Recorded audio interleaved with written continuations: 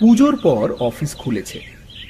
10-12 দিন কুড়েমি করার পর কাজে আর মন বসে না। সকালে উঠে জোর করে অফিসের জন্য তৈরি হতে হয়। এতদিনেও বেশ পোক্ত চাকরিজীবী হতে পারলাম না। আমার বিশ্বাস মানুষের জীবনটা প্রধানত অবকাশ যাপনের জন্যে, তবে অবসর সময় একটা চাকরি করলে ক্ষতি নেই। কিন্তু বর্তমান পৃথিবীর দাবি এত বেশি যে চাকরি প্রধান হয়ে উঠেছে, অবকাশটা গৌণ। অথচ মানব সভ্যতার শ্রেষ্ঠ অবদান যা, যেমন সাহিত্য, শিল্প, ভাস্কর্য, সবই তো অবকাশের ফসল। একমাত্র বার্নে পেটেন্ট অফিসে কাজ করতে করতে আইনস্টাইনের আপেক্ষিকতাবাদের আবিষ্কার ছাড়া চাকরি করে আর কে কবে অমর হয়েছে। ছুটির পর বাড়ি ফিরে চা খেতে খেতে এইসব উচ্চ মার্গের চিন্তা করছিলাম। ক্রমে যখন ধারণা হয়ে এসেছে যে চাকরি না করলে আমিও জগতে অমর কীর্তি রেখে যেতে পারি, ঠিক সেই সময় বাইরে থেকে কিশোরীর হাঁক শোনা গেল। বেরিয়ে বললাম, কি হে, ব্যাপার কি? এই যে ফিরেছো দেখছি। আজ আর তাসের আড্ডায় যেতে ইচ্ছে করছে না, চলো তারানাথকে বিজয়ের প্রণামটা করে আসি। শার্টটা গায়ে চাপিয়ে কিশোরীর সঙ্গে বেরিয়ে পড়লাম। তারানাথ রাবড়ি খেতে ভালোবাসে, কিন্তু সম্প্রতি তার যা আর্থিক অবস্থা তাতে রাবড়ি খাওয়া চলে না। কিশোরী আর আমি টাকা দিয়ে রাবড়ি কিনে নিলাম। আমাদের দেখে তারানাথের মুখ উজ্জ্বল হয়ে উঠল। বলল,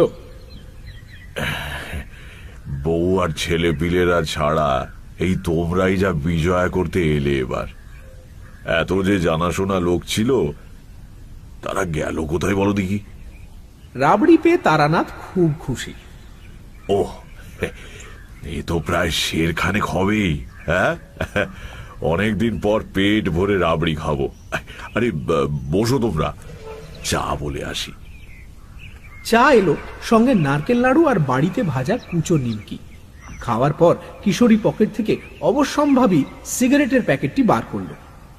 সিগারেট ধরিয়ে তারানাথ চোখ বুজে মজ করে টান দিচ্ছে, এমন সময় কিশোরী বলল, তারানাথ, আজ বছরকার দিনটা একটা গল্প না শুনেই ফিরে যাব। তারানাথ চোখ মেলে হেসে বলল, তোমরা দুটিতে যখন এসেছো, গল্প না শুনে ফিরবে না জানি। তা কি রকম গল্প চাই? আজ আমাদের কোনো বায়না নেই, আপনি যা বলবেন। কিছুক্ষণ তারানাথ চুপ। বোধহয় মনে মনে গল্পটাকে গুছিয়ে নেবার কাজ চলছে।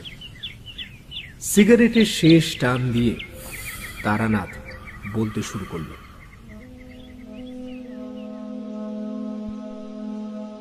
বীরভূমের একটা রেল স্টেশনের প্ল্যাটফর্মে বসে আছি। লুপ লাইনের অখ্যাত গেঁয়ো স্টেশন। সাহেবগঞ্জ লোকাল ধরে হাওড়া আসবো, তা সে ট্রেন শুনলাম 1.5 ঘন্টা লেট। কোথাও একটা খাবারের দোকানও নেই যে 1 কাপ চা খাবো। একটা বিড়ি ধরিয়ে পাইচারি করছি, দেখি প্ল্যাটফর্মের একেবারে শেষ প্রান্তে একটা ইটের পাঁজার ওপর একজন বিশাল চেহারা লোক চুপ করে বসে আছে। পোশাক খুবই সাধারণ, খাটো ধুতির ওপর একটা ফতুয়া গোছের জামা আর পায়ে বহু পুরনো একজোড়া চটি। মাথায় অযত্ন লালিত ঝাঁকড়া চুল, কিন্তু লোকটার ওই সোজা বসবার ভঙ্গিতে আর চোখের দৃষ্টিতে এক আশ্চর্য ব্যক্তিত্বের ছাপ রয়েছে। বারবার তাকিয়ে তাকিয়ে দেখতে হয়। আমাকে অনেকক্ষণ একা কাটাতে হবে, কাজে আলাপ জমাবার উদ্দেশ্যে ইটের পাঁজার এক পাশে বসে পড়ে জিজ্ঞাসা করলাম, সাহেবগঞ্জ লোকাল ধরবেন বুঝি? আমার দিকে না তাকিয়ে এই লোকটা বলল, হ্যাঁ। তো সে ট্রেন তো শুনলাম 1.5 ঘন্টা দেরিতে আসছে। হ্যাঁ। দুবার এরকম একাক্ষরই উত্তর দেবার পর লোকটি এবার আমার দিকে তাকালো। বেশ বুদ্ধিদীপ্ত চোখে আমার আপাদ মস্তক দেখে নিয়ে বলল, গুরুর দর্শন লাভ ঘটেছে? হেসে বললাম, কি করে বুঝলেন? লোকটিও সামান্য হেসে বলল, হাত গুনতে হয় না, তোমার গেরুয়া আর রুদ্রাক্ষের মালা দেখেই বলা যায় যে তুমি কোন পথের পথিক। আর গুরুর ব্যাপারটা? গুরুর কৃপা না পেলে চোখে জ্যোতি ফোটে না। তোমার চোখে সেই জ্যোতি রয়েছে। তুমি বলছি বলে আবার রাগ করছো না তো? তুমি আমার চেয়ে অনেকটাই ছোট। সবিনয়ে বললাম, না না, আমাকে তুমিই বলবেন। আমার বয়স কত বলে মনে হয়? ভালো করে তাকিয়ে দেখে বললাম, বছর 50 হবে নাকি? আমার 72 চলছে, সামনে চৈত্রে 73 হবে। অবাক হয়ে বললাম, বলেন কি? যা, তা কি করে হতে পারে? আপনার তো একটা চুলও পাকেনি দেখছি। পাকবেও না, যেদিন যাবার হবে এইভাবেই চলে যাব। আমি উঠে তার পায়ের ধুলো নিয়ে বললাম,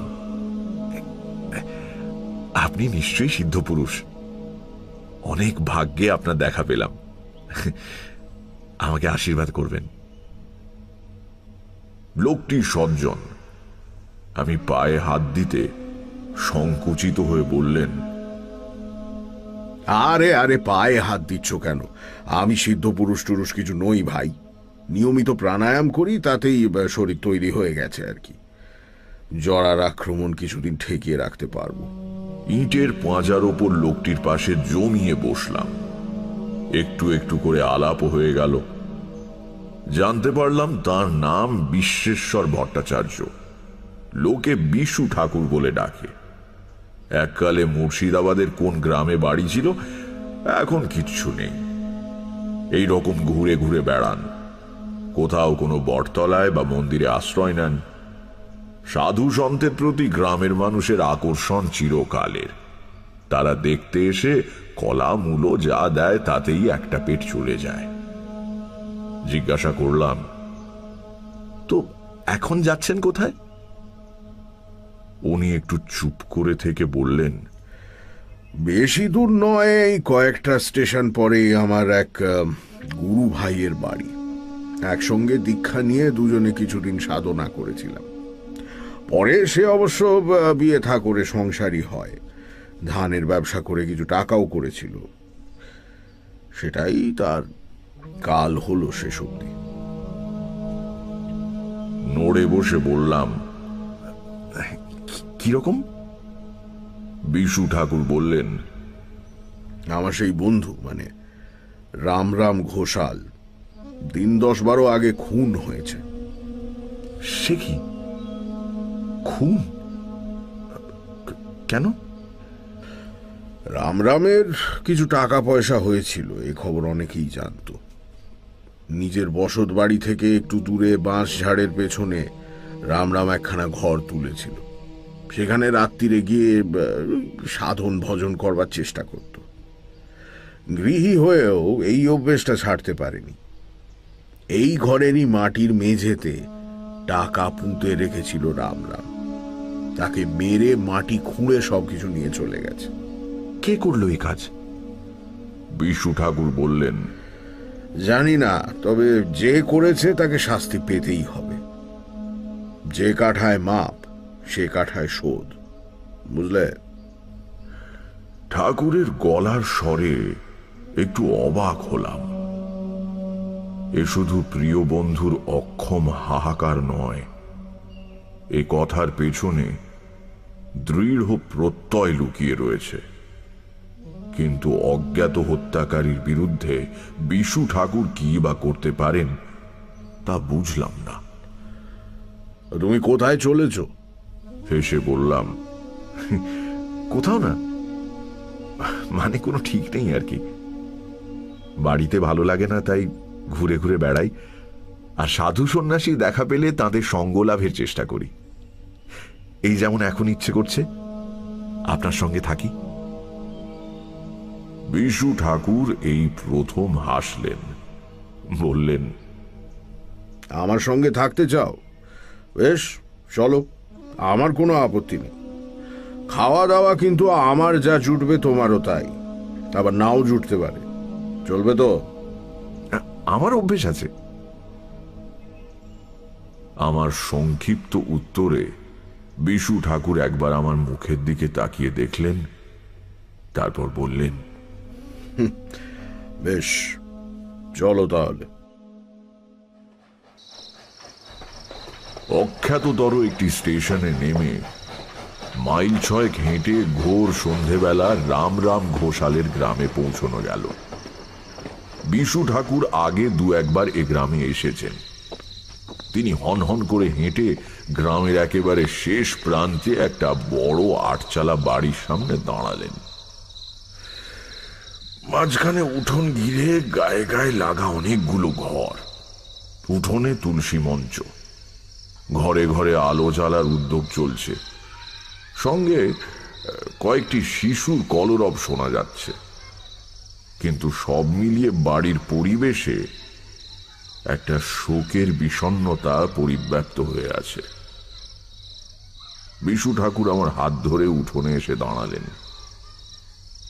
গৃহস্বামী এগিয়ে এসে অতিথিকে আপ্যায়ন না করলে অতিথির পক্ষে দাঁড়িয়ে থাকাটা বড় অস্বস্তিকর হয়ে পড়ে। এ বাড়ির কর্তা এখন কে জানি না, কাজেই আমরা চুপ করে দাঁড়িয়েই রইলাম।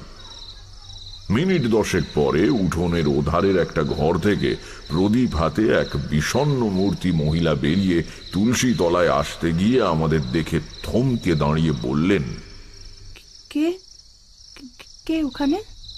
বিশু ঠাকুর 2 পা এগিয়ে গিয়ে বললেন, বৌমা, আমি বিশ্বেশ্বর ভট্টাচার্য, চিনতে পারছো?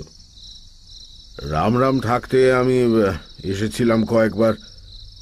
মহিলাটি এক মুহূর্ত নীরব থাকবার পর চিৎকার করে কেঁদে উঠলেন।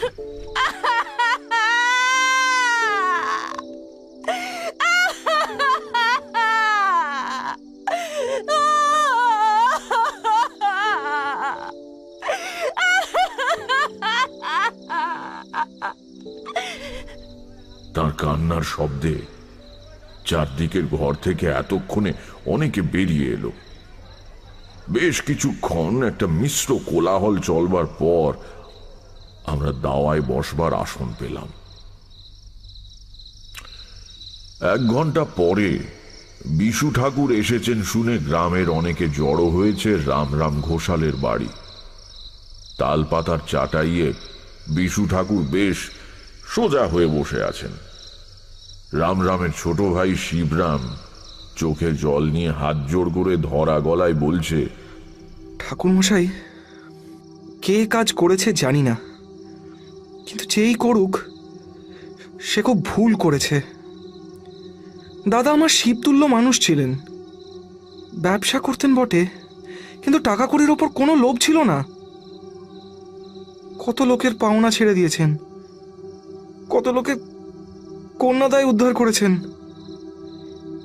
এই অঞ্চলের সবাই জানতো বিপদে পড়ে রাম ঠাকুরের কাছে গেলে খালি হাতে ফিরতে হবে না। এত পয়সা উপার্জন করতেন, কিন্তু নিজে পড়তেন একটা খাটো ধুতি। সারাদিনের শেষে খেতেন 1 মুঠো আতপ চাল সেদ্ধ। আমার বিশ্বাস হত্যাকারী চাইলে দাদা টাকা পয়সা সব বের করে দিতেন, খুন করবার দরকার হতো না। সবই ভাগ্য, সবই ভাগ্য। বিশু ঠাকুর জিজ্ঞেস করলেন, পুলিশ কি বলছে? শিবরাম উত্তর দেবার আগেই ভিড়ের মধ্যে থেকে একজনকে বলে উঠল, পুলিশ বরাবর যা বলে, খুনের পরদিন সকালে খবর দেওয়া হয়েছে, পুলিশ এসেছে বিকেলে। কি ঝামেলা ভাবুন তো। আমার দারোগা বলে দিয়েছিল পুলিশ পৌঁছানোর আগে যেন মৃতদেহ সৎকার করা হয়। সেই দেহ নিয়ে পরদিন রাত 12টা অবধি সবাই বসে। এদিকে পুলিশের কি হম্বিতম্বি, পারলে গ্রাম শুদ্ধ লোককে ফাঁসি কাটে তুলে দেয়। তারপর পুলিশও চলে গেল, সবকিছু মিটে গেল। খুনে আর কোথায় ধরা পড়েছে? বিশু ঠাকুর বিষণ্ণতা মাখানো গলায় বললেন, ঠিকই, পুলিশের অপদার্থতা আর কারোর জানতে বাকি নেই। খুনিকে তারা ধরতে পারবে বলে আমার বিশ্বাসও হয় না। রাম রাম এমন বেঘরে মারা যাবে স্বপ্নেও ভাবিনি। না, এ খুনের কিনারা কিছু হবে না। আমি একটু অবাক হয়ে বিশু ঠাকুরের মুখের দিকে তাকালাম। এই আজই কয়েক ঘন্টা আগে উনি জোর দিয়ে বলেছেন খুনিরা শাস্তি পাবেই, আবার এখন বলছেন হত্যার কিনারা হবে না। ব্যাপারটা কি? কিন্তু বিশু ঠাকুর সত্যিই যেন কেমন হতাশ আর হালছড়া ভঙ্গিতে বসে রয়েছেন, আর চোখে মুখে শোকের ছায়া। আসলে আসলে বন্ধুর মৃত্যুতে বুড়ো মানুষ হয়তো রেগে গিয়ে ওসব কথা তখন বলেছিলেন। সত্যিই তো, কি করে আর এখন ধরা যাবে হত্যাকারীকে? ইতিমধ্যে একজন দীর্ঘ দেহ শ্যামবর্ণ লোক ভিড়ের থেকে একটু আলাদা হয়ে দাওয়ার এক প্রান্তে বসে সবার কথা শুনছিল। গ্রাম্য মানুষদের থেকে তার ব্যক্তিত্বকে কিছুটা আলাদা করে বোঝা যায়। অন্য সবাই বেশিরভাগই খালি গায়ে এসেছে, কেবল এই লোকটির গায়ে হাফ হাতা নীল শার্ট। এসব শহুরে ধাঁচ লোকটা পেল কোথায় এই ভাবছি, এমন সময় লোকটা বলে উঠল, খুনের কিনারা হবে না বলছেন? ভাবলেও খারাপ লাগে। রামজাঠার মতো লোক খুনের শাস্তি না হলে তার আত্মা শান্তি পাবে না। কিছুই কি করার নেই? সে কথার উত্তর না দিয়ে বিশু ঠাকুর লোকটির দিকে তাকিয়ে প্রশ্ন করলেন, তুমি কে?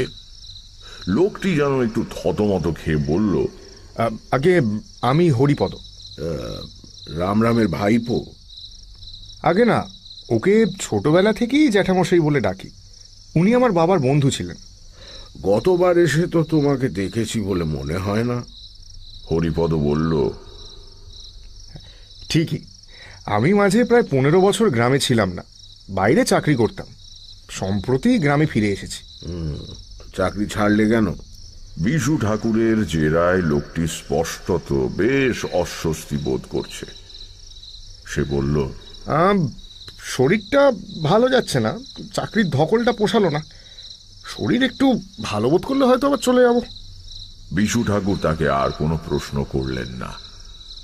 উপস্থিত ব্যক্তিদের মধ্যে একটু মাতব্বর মতো শ্রীদাম ঘোষ, তিনি বলে উঠলেন, ঠাকুর, যখন এসেছেন এদের বাড়িতে একটু সস্তায়ন করে দিয়ে যান। আসলে অপঘাতটা হলো তো, বাড়িটা একটু ঠান্ডা হবে কোন। সে হবে, কর্তব্য করব বলেই তো এসেছি। আবার ঠাকুরের দিকে তাকিয়ে দেখলাম, ভারী অদ্ভুত মানুষ তো। সেই দৃঢ় প্রত্যয়ের সুর ফিরে এসেছে গলায়। কর্তব্য, কি কর্তব্যের কথা উনি বলছেন? কিন্তু আমাকে বেশি ভাবতে না দিয়ে বিশু ঠাকুর হঠাৎ দাঁড়িয়ে উঠে বললেন, চলো দেখি তোমরা, রামরামে সেই চালাঘরটা কোন দিকে, একটু দেখে আসি জায়গাটা। গ্রামে যেমন হয় পুরো ভিড়টা আমাদের সঙ্গে চলল। বাড়ির পেছনের ঘন বন জঙ্গলের মধ্যে দিয়ে একটা ছোট্ট সুঁড়ি পথ চলে গিয়েছে। সেটা ধরে বেশ কিছুটা যাওয়ার পর মৃত বলরাম ঘোষালের সাধন পীঠে এসে উপস্থিত হলাম। সামান্য খানিকটা জায়গা পরিষ্কার করে মজবুত চালাঘর তোলা হয়েছে। মাটির সিঁড়ি বেয়ে উঠে প্রথমে সরু দাওয়া, তারপর ঘর। দরজা খোলা, হা হা করছে। এখানে কয়েকদিন আগেও একজন রীতিমতো জীবন্ত মানুষ বসে ঈশ্বরের আরাধনা করত। এখনো তার রক্তের দাগ মাটির মেঝেতে লেগে রয়েছে। এইসব ভাবতে গিয়ে মনটা উদাস হয়ে গেল।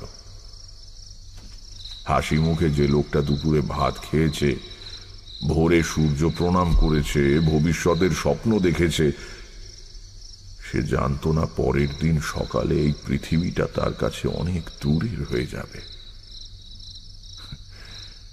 এইটুকু তো মানুষের জীবন, নিতান্ত অনিশ্চিত। এরই মধ্যে কত ঈর্ষা, কত বিদ্বেষ, পার্থিব ভোগ্যবস্তু অধিকার করে রাখার প্রাণপণ প্রচেষ্টা, কি সার্থকতা এর! বিশ্বেশ্বর ভট্টাচার্য আর আমি দাওয়া পেরিয়ে ঘরের মধ্যে ঢুকলাম। শ্রীদামের হাতে লণ্ঠন ছিল, সেও আমাদের সঙ্গে ঢুকলো ঘরে, তার পেছন পেছন শিবরাম। বাকিরা ভিড় করে দাঁড়ালো দরজার কাছে। গ্রামে এমনিতে জীবন নিস্তরঙ্গ, কাজেই সামান্য কিছু ঘটলেও খবর রটে বিদ্যুতের গতিতে। ঘোষাল বাড়িতে দুজন সাধু এসেছে, এবার তা রটে যেতেই অর্ধেক গ্রাম রামরামের চালা ঘরের সামনে এসে জমল। ঘরের এক কোণে কাঠের ছোট জলচৌকির ওপর লাল বনাত দিয়ে ঢাকা ঠাকুরের আসন, সেখানে সিঁদুর মাখানো একটি পাথরের কালী মূর্তি রয়েছে। দেয়ালে দশমহাবিদ্যার ছাপা ছবি বাঁধানো, বাজারে যেমন কিনতে পাওয়া যায়। এছাড়া সমস্ত ঘরে আর কিছুই নেই, আসবাবপত্রও না। ঘরের মেঝেতে এখানে সেখানে মাটি খুঁড়ে ডাঁই করা রয়েছে। হত্যাকারী বেশ মাথা ঠান্ডা লোক বলতে হবে। একজনকে খুন করে তার মৃতদেহের পাশে বসে মাটি খুঁড়ে লুকোনো টাকা বের করতে হলে স্নায়ুর ওপর রীতিমতো কর্তৃত্ব থাকা প্রয়োজন। একবারে যে খুঁজে পায়নি তা বোঝাই যাচ্ছে, কারণ মেঝের বিভিন্ন অংশ খোঁড়া হয়েছে।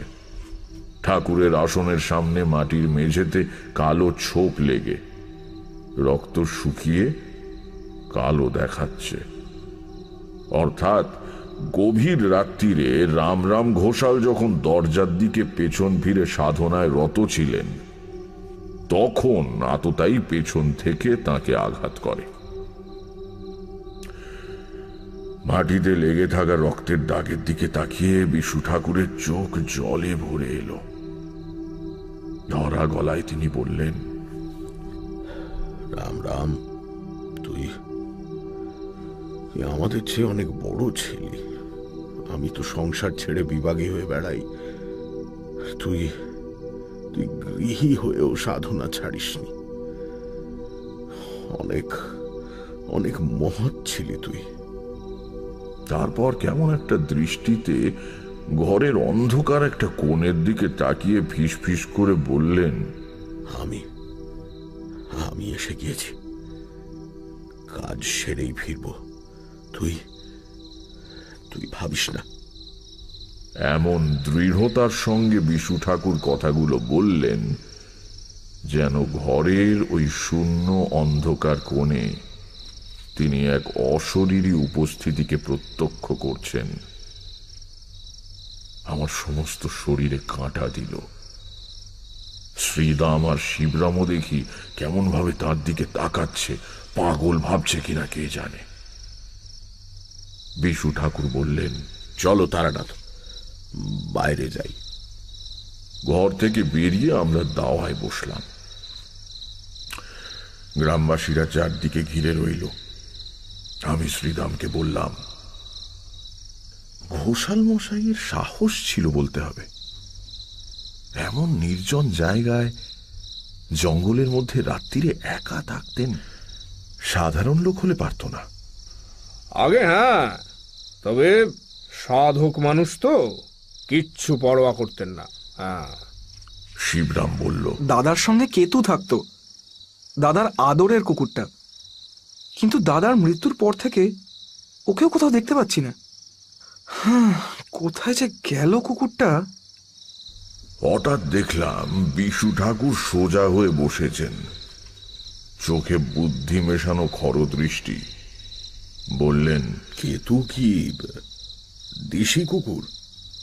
আজ্ঞে, বিলিতি কুকুর আর এই গ্রামে কোথা থেকে পাচ্ছি বলুন? তবে দেশি কুকুর বলে ওকে কেউ অবহেলা করতে সাহস পেত না। এই বিশাল চেহারা কেতুর, সিংহের মতো থাবা, ভারী গলায় তার গর্জন শুনলে অচেনা লোকে নাড়ি ছেড়ে যেত। বাড়ির কাছে কারো আসার উপায় ছিল না, বাঘের মতো কুকুর ঠাকুর মশাই। দাদার পেছন পেছন ঘুরতো সারাদিন। দাদা রাত্রিরে এখানে এলে কেতু দরজার কাছে চুপটি করে এসে বসে থাকতো। তাকে আর দেখতে পাওয়া যাচ্ছে না বলছো? না ঠাকুর মশাই, দাদা মারা যেতে কোথাও চলে গিয়েছে হয়তো। জন্তু জানোয়াররা সব বুঝতে পারে তো।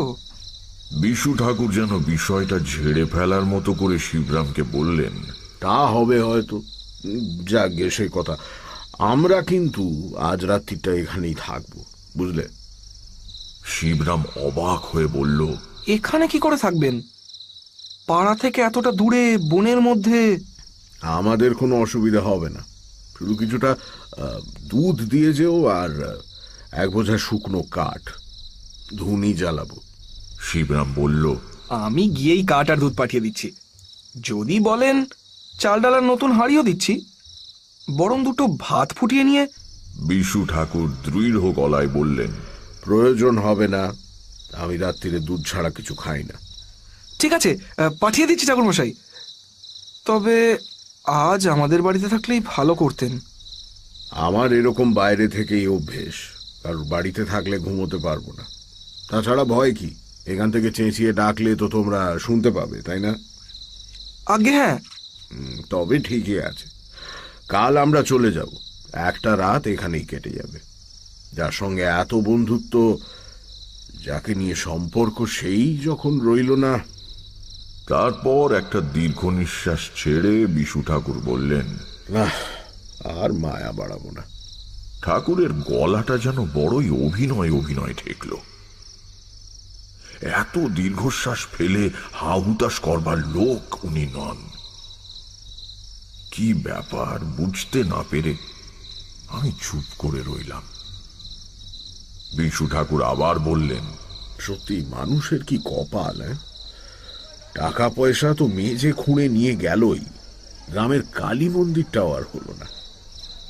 ভিড়ের মধ্যে সামান্য গুঞ্জন চলছিল, হঠাৎ সেটা থেমে গেল। সবাই নতুন কথা শুনে বিশু ঠাকুরের মুখের দিকে তাকিয়ে আছে। শ্রীরাম ঘোষ বলল, আগে ঠাকুরমশাই, এই কালী মন্দিরের কথাটা কি বললেন? ঠিক তো বুঝতে পারলাম না। কেন, তোমরা জানো না? রাম ঠিক করেছিল গ্রামে বিরাট কালী মন্দির প্রতিষ্ঠা করবে। স্বপ্নে আদেশ পেয়েছিল নাকি দেবীর কাছ থেকে। এজন্য কিছু সোনা কিনে জমিয়ে রেখেছিল বেচারা। সে সব তো হত্যাকারী নিয়ে গেল। শিবরাম অবাক হয়ে বলল, দাদা সোনা কিনে জমিয়ে রেখেছিল? বলেন কি ঠাকুরমশাই? কই, আমরা তো কিছু জানতাম না। জানবে কি করে, গোপনে করছিল তো কাজটা। মন্দির প্রতিষ্ঠা হলে দেখতেই পেতে। গতবার যখন আসি, আমাকে এক মুঠো পাকা সোনার গিনি দেখিয়েছিল। এই কবছর না জানি আর কত গিনি জমেছিল। সবই পরের ভাগে চলে গেল। মন্দিরটা হলে তোমাদেরই থাকতো। মেঝে খোঁড়ার কথা শুনেই বুঝেছি হত্যাকারী আর কিছু রেখে যায়নি।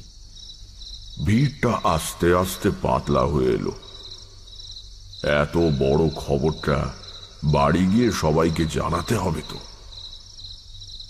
শিবরামও শেষ পর্যন্ত আমাদের প্রণাম করে উঠে পড়ল। লণ্ঠনটা রইল ঠাকুরমশাই, তেল ভরা আছে। হঠাৎ পেছন থেকে বিশু ঠাকুর তাকে ডাকলেন, শিবরাম, শোনো। আগে দুধটা তুমি নিজে দিয়ে যেও, কারোর হাতে পাঠিও না। আর শিবরাম বিনীত ভঙ্গিতে দাঁড়িয়ে অপেক্ষা করতে লাগলো। রামের কুকুর কেতুর গায়ের রং কি ছিল বলতে পারবে? লাল কি? একটু বিস্মিত হয়ে শিবরাম বলল, হ্যাঁ, আগে না, কালো, মিশমিশে কালো। কেন বলুন তো? না, এমনি মনে হলো তাই জিজ্ঞেস করলাম। আচ্ছা, তুমি যাও এখন। শিবরাম চলে যেতেই চারদিকে নৈশ স্তব্ধতা যেন প্রকট হয়ে উঠল। ঝিঁঝি ডাকছে জঙ্গলে, বাঁশ বনে অদ্ভুত শব্দ করে বাঁশ দুলছে। মাথার উপরে কেবল একটুখানি খোলা আকাশ দেখা যায়। অজস্র নক্ষত্র ফুটেছে কালো রাত্রির পটে। আবহাওয়া বেশ সুন্দর, তেমনি গরমও নেই, আবার ঠান্ডাও নয়। বিশ্বেশ্বর ভট্টাচার্যের গলা শুনতে পেলাম। রাত্রির নির্জনতার মধ্যে বেজে উঠেছে। আস্তে আস্তে স্পষ্ট উচ্চারণে বলছেন, অহন্যহনি ভূতানি গচ্ছন্তি হজমালয়ম শেষা স্থাবরমিচ্ছন্তি কিমাশ্চর্যমতঃ পরম। বললাম, মহাভারত? বকরূপী ধর্মের সঙ্গে যুধিষ্ঠিরের সংলাপ। প্রত্যেক দিনই পৃথিবীতে শত শত মানুষ মরছে, কেউ পার্থিব সম্পদ বোঁচকা বেঁধে সঙ্গে নিয়ে তো যেতে পারছে না। তবুও যারা বেঁচে আছে তারা ভাবছে তারা বুঝি চিরকালই বেঁচে থাকবে। কিন্তু সবাই এই সার কথা বুঝে সন্ন্যাসী হয়ে গেলে জগৎ সংসার কি করে চলবে ঠাকুরমশাই? সবাই সন্ন্যাসী হবে কেন? গৃহী কি সৎ হতে পারে না, অনাসক্ত হতে পারে না? কিসের সম্পত্তি আর ঐশ্বর্য আর ক্ষমতা নিয়ে অহংকার? জানো তো, মা কুরু ধনজন যৌবন গর্বং নিমেষে হরতি কালং সর্বং। যদি সম্পদ সংগ্রহ করতে হয় তাহলে অপরের জন্য করো, মহাকাল সব এক নিমেষে হরণ করতে পারে। বললাম, যেমন ঘোষাল মশাই গ্রামের লোকদের ভালো হবে বলে মন্দির প্রতিষ্ঠার জন্য সোনা জমিয়েছিলেন। বিশু ঠাকুর এক মুহূর্ত আমার দিকে রহস্যময় চোখে তাকিয়ে রইলেন। তার ঠোঁটের কোণে সূক্ষ্ম হাসির রেখা। তারপর চোখ সরিয়ে নিয়ে হালকা গলায় বললেন, রামরাম কোনোদিনই মন্দির প্রতিষ্ঠার জন্য দেবীর আদেশ পায়নি, তার কোনো সোনাও জমানো ছিল না। বিস্মিত হয়ে বললাম, তার মানে আপনি যে সবাইকে বললেন নিজের চোখে এক মুঠো গিনি দেখে গিয়েছেন? মিথ্যে কথা বলেছি। সে কি? কেন? সোনা আমার কল্পনা ছাড়া কোথাও ছিল না, কাজেই হত্যাকারী নিশ্চয়ই তা পায়নি। যা নেই তা আর পাবে কি করে? কিন্তু আমার এই কথাটা এখনই গ্রামের মধ্যে প্রচার হয়ে যাবে। যে খুন করেছে সে রামরামের পরিচিত লোক, তাহলে প্রথমত সে রামরামের লুকোনো টাকার কথা জানতে পারত না। দ্বিতীয়ত, তাকে দেখেই খুনের রাতে কুকুরটা চেঁচাতো এবং আক্রমণ করত। সম্ভবত একটু আগেই এখানে যে ভিড় জমেছিল তার মধ্যেই সে দাঁড়িয়েছিল। এখন সেই সোনার কথা শুনে সে মনে করবে এটা এখন ওই ঘরের মেঝেতেই কোথাও মাটির তলায় পোঁতা রয়েছে। সোনার লোভ বড় লোভ। আমার বিশ্বাস এই ভুল শুধরে নিতে সে আবার এখানে আসবে। শুনে বিশেষ ভরসা হল না। বাঁশবনের ধারে এই চালা ঘরে আমরা দুটি প্রাণী। রাত্রিরে যদি রামরামের হত্যাকারী আবার আসে তাহলে আমি অন্তত খুব একটা আনন্দ পাব না। বললাম, কবে আসবে? বিশু ঠাকুর হেসে বললেন, ভয় নেই, আজ আসবে না। সে বোকা নয়, সে জানে তার হাতে অঢেল সময় রয়েছে। আমরা কাল চলে গেলে সে যে কোনো দিন এসে ধীরে সুস্থে কাজ শেষ করে যাবার কথা ভাববে। একজন অসতর্ক মানুষকে খুন করা সোজা, কিন্তু ধুনি জ্বালিয়ে জেগে থাকা দুজন মানুষকে আক্রমণ করা সহজ নয়। আর খামোকা করবি বা কেন, যখন পরে নিরুপদ্রবে কাজটা সারা যেতে পারে। একটু ভেবে বললাম, কিন্তু আমরা তো কাল চলে যাচ্ছি, তাহলে এই ফাঁদ পেতে লাভ কি? খুনি এলেই বা তাকে ধরবে কে? আর ধরলেই বা কি প্রমাণ হবে? রাত্রিরে এই চালাঘরের কাছে ঘুরঘুর করছিল, কাজেই সে রামরাম ঘোষালকে মেরেছে, এমন যুক্তি কি আদালত শুনবে? বিশু ঠাকুর যথার্থ বিস্ময়ের সঙ্গে বললেন, আদালত? এর মধ্যে আদালত আসছে কোথার থেকে? তাহলে? পরে বলবো। তুমি তো আমার সঙ্গে আছো, দেখতেই তো পাবে। চুপ করে বসে আছি, একদম চুপ। ওদিকে সময় গড়িয়ে যাচ্ছে। বিশু ঠাকুর আপন মনে গুনগুন করে একটা শ্যামা সঙ্গীত গাইছেন। মায়ের পায়ের জবা হয়ে ওঠে না ফুটে। ইতিমধ্যে শিবরাম দুধ নিয়ে এলো। ভয় করছে না তো ঠাকুর মশাই? না, মায়ের নাম গান করছি, ভয় কি? দরকার হলে চেঁচিয়ে ডাকবেন কিন্তু, কেমন? নিশ্চয়ই, তুমি চিন্তা করো না। শিবরাম চলে গেলে ঠাকুর মশাই আমার দিকে তাকিয়ে বললেন, শিবরামকে নিজে এসে দুধ দিয়ে যেতে বলেছিলাম কেন জানো? কেন? আমরা আশায় গ্রামের একজন নিশ্চয়ই স্বস্তি বোধ করছে না। সে কে তা তো আমরা জানি না, তাই সাবধানে থাকাই ভালো। সামনে আক্রমণ না করলেও খাবারে বিষ মিশিয়ে দিতে বাধা কোথায়? দুধটা শিবরামের নিজের গরু, নিশ্চিন্তে খেতে পারো। খাবো? খাও, শিবরাম তার দাদাকে খুন করেনি। কি করে বুঝলেন? আমি বুঝতে পারি। নিজের পোঁটলা থেকে একটা পেতলের ঘটি বের করে তাতে অর্ধেক দুধ ঢেলে নিয়ে মাটির ভাঁড়টা আমার দিকে বাড়িয়ে দিয়ে বললেন, খাও। ঘটিতে একটা চুমুক দিয়ে বিশু ঠাকুর বললেন, যে অন্যায় করে মনে তার সব সময়ই ভয় থাকে, এই বুঝি ধরা পড়লাম। সবার দিকেই সে সন্দেহের চোখে তাকায়, তাই এই সাবধানতাটুকু নিতেই হলো। শুধু দুধ খেতে কষ্ট হচ্ছে না? লজ্জা পেয়ে বললাম, না না, আমারই ভুল। তুমি ছোকরা লোক, তোমার খিদে পেতেই পারে। কি খেতে ভালোবাসো তুমি? হেসে বললাম, আমার এখন কিছু না হলেও চলবে। হ্যাঁ, তবে একটু আগে মনে পড়ছিল ছোটবেলায় গ্রামের বিরিঞ্চি ময়রার দোকানের মাখা সন্দেশের কথা। মা দুধ আর মাখা সন্দেশ খেতে দিতেন মাঝে মাঝে। কোথায় গেল সেই ছোটবেলা? মাখা সন্দেশ মানে কাঁচা গোল্লা? ভালো মজা তো। আজই বিকেলে তোমার সঙ্গে দেখা হওয়ার একটু আগে খানিকটা মাখা সন্দেশ কিনেছিলাম, রাত্রিরে আর কিছু না জুটলে খাবো বলে। আর তুমিও কিনা পৃথিবীতে এত জিনিস থাকতে মাখা সন্দেশই খেতে চাইলে। দাঁড়াও। বিশু ঠাকুর পোঁটলার মধ্যে হাত ঢুকিয়ে একটা শাল পাতা ঠোঙা বের করে আমার হাতে দিলেন। ঠোঙার ভেতরে অনেকখানি কাঁচা গোল্লা। ঠাকুরের দিকে তাকিয়ে বললাম, এটা আপনি বিকেলে কিনেছেন? মানে আমার সঙ্গে দেখা হওয়ার আগে? হ্যাঁ, কেন? এই সন্দেশ তো এখনো গরম রয়েছে।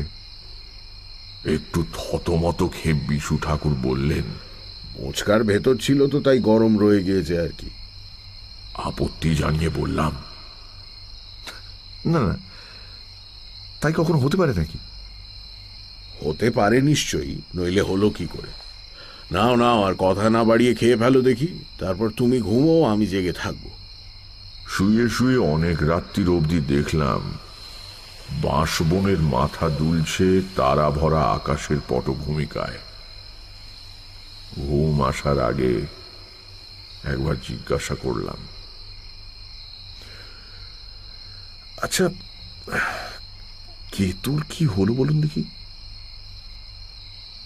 গম্ভীর গলায় বিশু ঠাকুর উত্তর দিলেন, কেতুকে হত্যাকারী মেরে ফেলেছে, সম্ভবত বিষ মেশানো খাবার দিয়ে। চেনা লোক বলে কেতু চেঁচামেচি করেনি, হাত থেকে খাবারও নিয়েছে। কিন্তু রামরামকে আঘাত করতে দেখলেই সে আক্রমণ করত, কাজেই তাকে আগে সরানো একান্ত দরকার ছিল। দেহটা কোথায় গেল তাহলে? খুব সম্ভবত শেয়াল নিয়ে গেছে। এসব অঞ্চলে সাবধানে দরজা দিয়ে না শুলে অনেক সময় ছোটখাটো শিশুকেও বিছানা থেকে শেয়াল টেনে নিয়ে যায়। আবার শুয়ে আকাশের দিকে তাকিয়ে আছি। ঘুম আসে না, ঘুম আসে না। হঠাৎ আরেকটা প্রশ্ন মাথায় আসতে জিজ্ঞাসা করলাম, আচ্ছা, আপনি কেতুর গায়ের রঙের কথা জিজ্ঞেস করলেন কেন? এটা আমি কিন্তু বুঝতে পারিনি। চটে গিয়ে বিশু ঠাকুর বললেন, বেশ করেছি, জিজ্ঞেস করেছি। কেবল প্রশ্ন করে। ঘুমও না কেন বাপু? কোন ব্যাপারটাই বা এ অবধি তুমি বুঝতে পেরেছ? ঠাকুরকে আর না ঘাঁটিয়ে বিনা বাক্য ব্যয় পাশ ফিরে শুয়ে কিছুক্ষণ বাদে ঘুমিয়ে পড়লাম। সারা রাত স্বপ্ন দেখলাম কেতু ল্যাজ নাড়তে নাড়তে বিশু ঠাকুরের হাত থেকে মাখা সন্দেশ খাচ্ছে। পরের দিন সকালে আমরা শিবরামের কাছে বিদায় নিয়ে চলে এলাম। সে আমাদের কয়েকটা দিন তার বাড়িতে আতিথ্য গ্রহণের জন্য খুব অনুরোধ করেছিল, কিন্তু বিশু ঠাকুর রাজি হলেন না। তার নাকি কাজে আজই শিউড়ি রওনা হতে হবে, থাকার কোনো উপায় নেই, পরে বরঞ্চ কখনো, ইত্যাদি ইত্যাদি। শিবরাম, শ্রীরাম ঘোষ ইত্যাদি অনেকেই গ্রামের সীমানা পর্যন্ত আমাদের এগিয়ে দিয়ে গেল। স্টেশনের কাছে একটা নির্জন জায়গায় এসে বিশু ঠাকুর দাঁড়িয়ে পড়লেন। তারপর আমার দিকে তাকিয়ে বললেন, তারানাথ, এখন আমি যা বলছি খুব মনোযোগ দিয়ে শোনো। আমরা শিউড়ি যাচ্ছি না, আমরা যেখানেই থাকবো আজকের দিনটা। তারপর রাত্রিরে আবার গ্রামে ফিরে যাব। অবাক হয়ে বললাম, তার মানে? মানে এই যে আমরা চলে গিয়েছি মনে করে রামরামের খুনি আজ রাত্রিরেই আমাদের পেতে আসা ফাঁদে পা দেবে। অত সোনা মাটির তলায় পড়ে আছে জেনে সে শান্তিতে ঘুমোতে পারবে না। মানুষের চরিত্র যতদূর বুঝেছি তাতে আমার দৃঢ় বিশ্বাস আর দেরি না করে আজ রাতেই সে আসবে। তাকে ধরতে গেলে ওই চালা ঘরের পাশে জঙ্গলে আমাদের লুকিয়ে বসে থাকতে হবে। কিন্তু এই কাজ কি আমাদের দুজনের দ্বারা সম্ভব? খুনির হাতে তো অস্ত্র থাকতে পারে। তাছাড়া আগে যা বলেছিলাম, কাউকে ধরলেও সেই যে খুন করেছে তা প্রমাণ করা যাবে না। ধরবার সময় দু একজন সাক্ষীও তো থাকা ভালো। সব ব্যবস্থা হয়েছে। আমরা রওনা হওয়ার আগে বাড়ির মেয়েরা প্রণাম করতে চায় বলে শিবরাম আমাকে অন্দরমহলে নিয়ে গেল না, তখনই শিবরামকে আমি সমস্ত কথা খুলে বলেছি।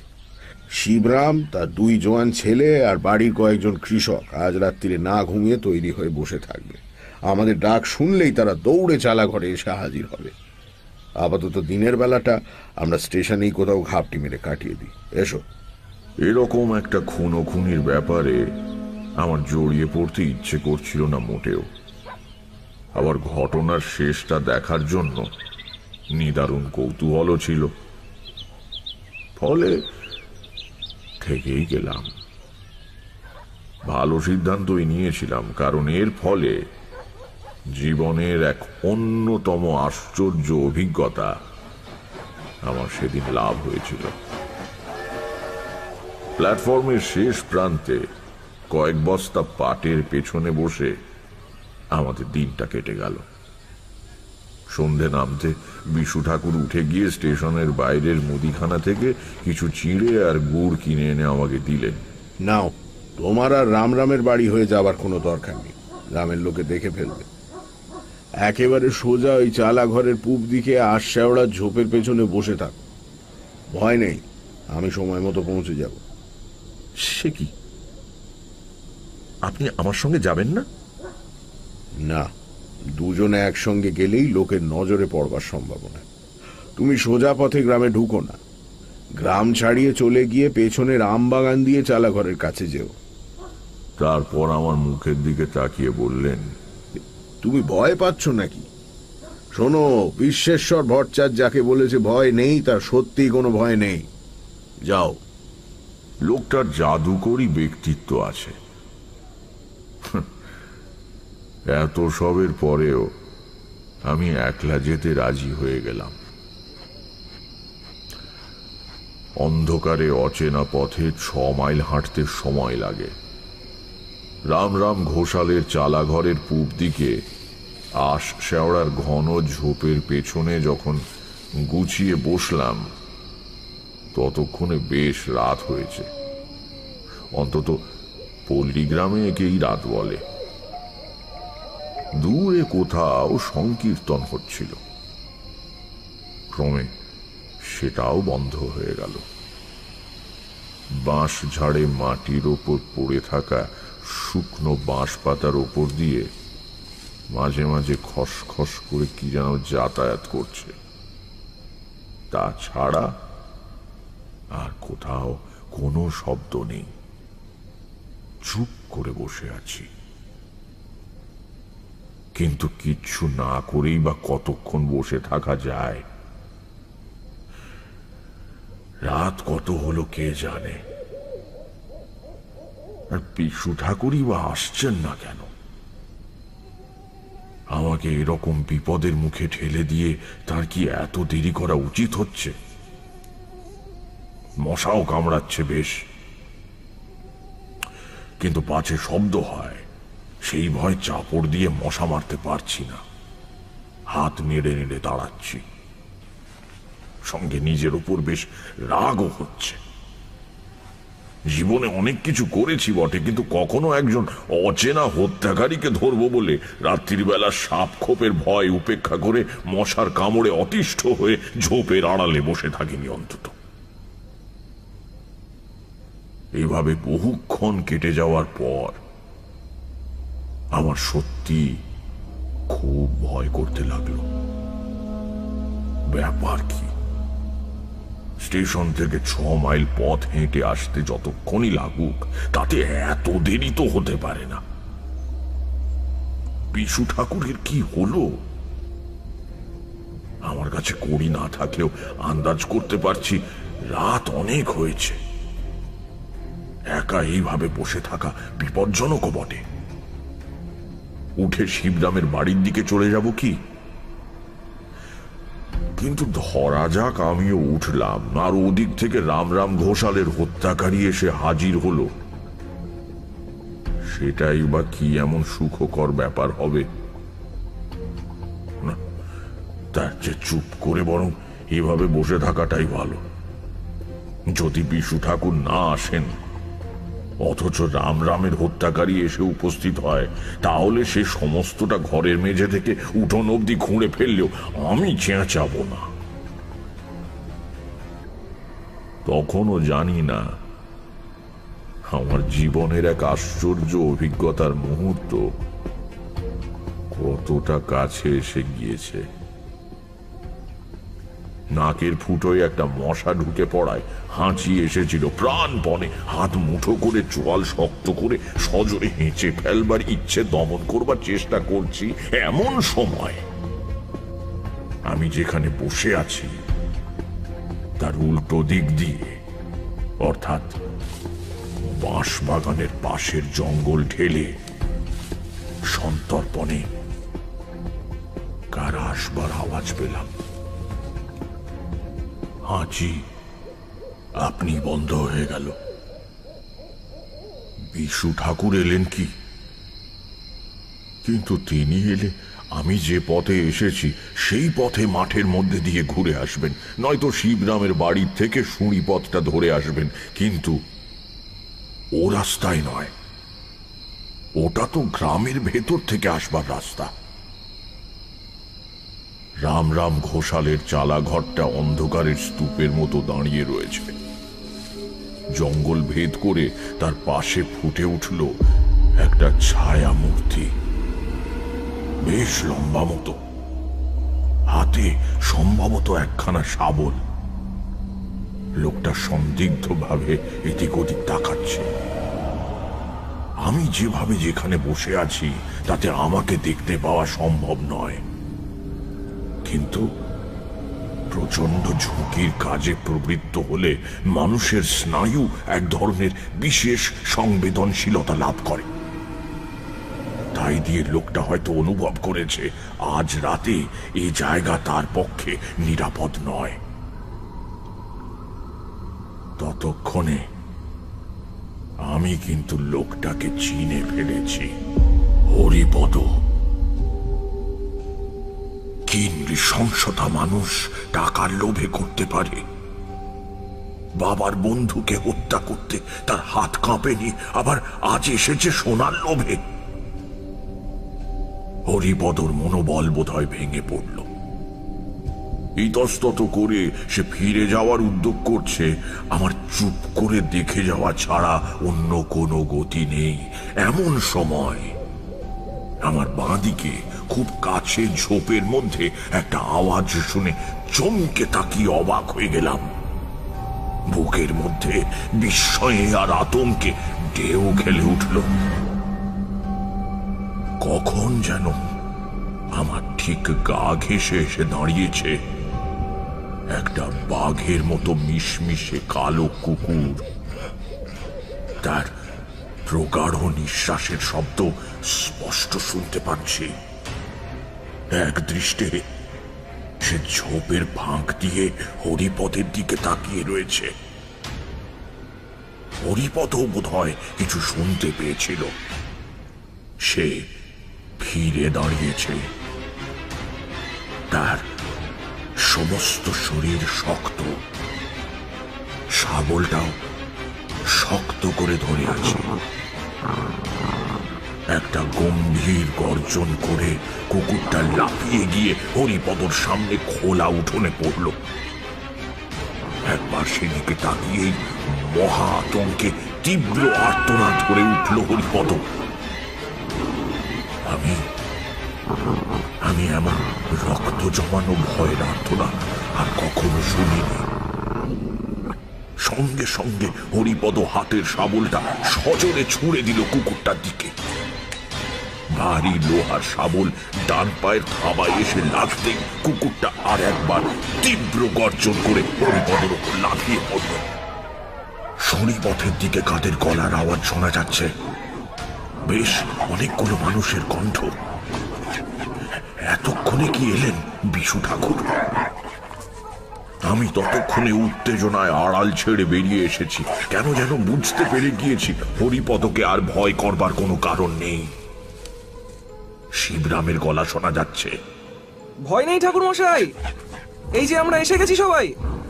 এদিকে উঠোনে মাটিতে পড়ে দু হাত দিয়ে আত্মরক্ষার ব্যর্থ চেষ্টা করছে হরিপদ। কি এক অপার্থিব আতঙ্ক দেখে যেন তার নিজের পেশির ওপর সব কর্তৃত্ব চলে গিয়েছে। তার বুকের ওপর শরীরের ঊর্ধ্বাংশ চাপিয়ে দিয়ে গলায় দাঁত বসাবার সুযোগ খুঁজছে কুকুরটা। ডান থাবা দিয়ে ঝরঝর করে রক্ত পড়ছে, সেদিকে তার কোনো ভ্রুক্ষেপ নেই। আমার পাশে লোকজন নিয়ে পৌঁছে গিয়েছে শিবরাম।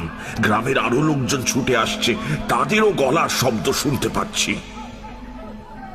কুকুরটার দিকে একবার তাকিয়েই শিবরাম চিৎকার করে উঠল, কেতু, তুই তুই কোথা থেকে এলি?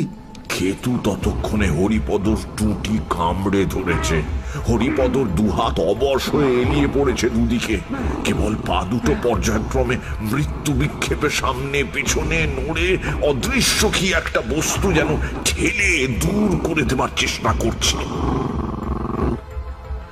শ্রীরাম ঘোষ সহ গ্রামের আরো অনেকে এসে পড়ে বিস্ফারিত চোখে উঠোনের ভয়াবহ দৃশ্যের দিকে তাকিয়ে আছে। শিবরাম বলল, কিন্তু লোকটাকে হরিপদ না? বললাম,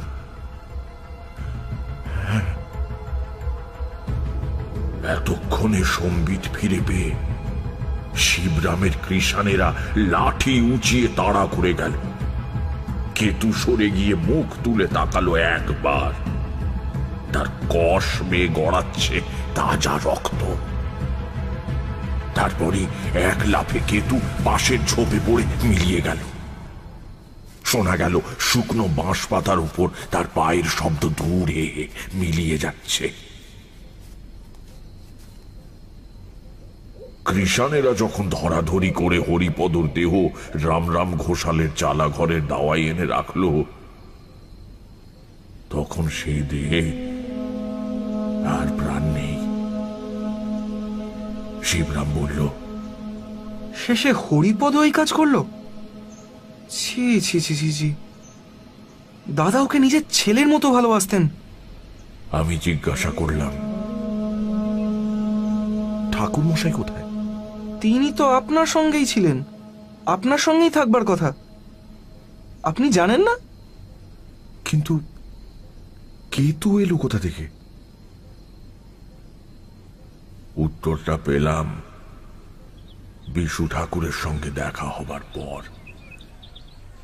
তিনি পরম প্রশান্ত মুখে প্ল্যাটফর্মের চায়ের দোকানে বসে গরম চা খাচ্ছিলেন।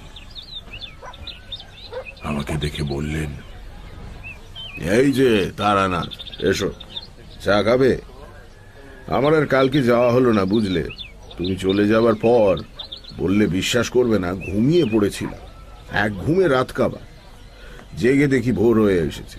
ভাবলাম আর এতটা পথ হেঁটে কি হবে, তুমি নিশ্চয়ই এসে পড়বে সকালে। তা কি হলো বলো রাত্রিরে? খামোকা জাগতে হলো তো? নিতান্ত গা জ্বালা করা সত্ত্বেও সমস্ত ঘটনা তাকে বললাম। তার বিশেষ কোনো ভাব পরিবর্তন হলো বলে তো মনে হলো না। চায়ের শেষ চুমুক দিয়ে পেয়ালা নামিয়ে রাখতে রাখতে বললেন, আচ্ছা, শেষ অবধি হরিপদর এই কাজ? এটা একেবারে নরাধম। ঠিক শাস্তি পেয়েছে। আপনি বলেছিলেন কেতু মারা গেছে। ভুল বলেছিলাম, বেঁচে আছে তো দেখাই যাচ্ছে।